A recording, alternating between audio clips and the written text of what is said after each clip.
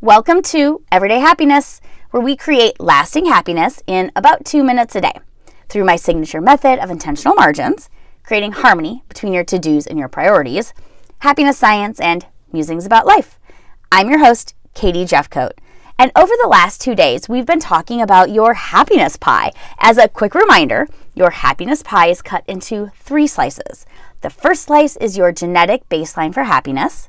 The second slice accounts for current circumstances. The last slice we will explore more in depth today is your intentional activities, which make up the remainder of the pie.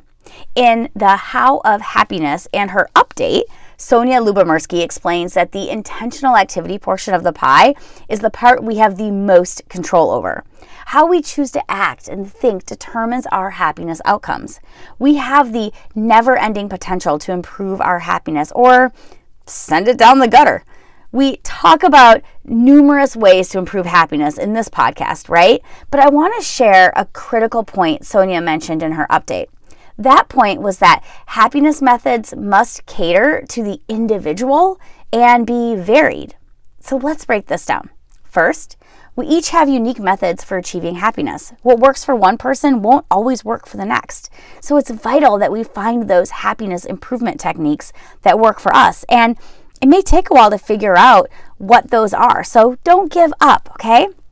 Second, happiness techniques must vary. We can't use the same practice over and over again because it will just lose its effectiveness. We must have an arsenal of techniques that work for us and that we can bounce between. Maybe one day it is writing gratitude letters and the next day it is meditating.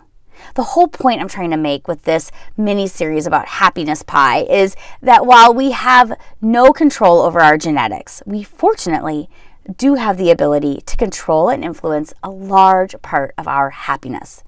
It's how we choose to embrace the practice of the parts of our life within our control that matter.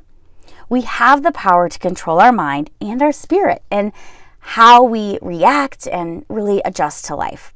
We can choose to pursue happiness. I hope that you will continue to join me on this journey of utilizing happiness. It is inside you. You just have to tap into it. And remember, kindness is contagious. So go out there and spread some kindness in the world.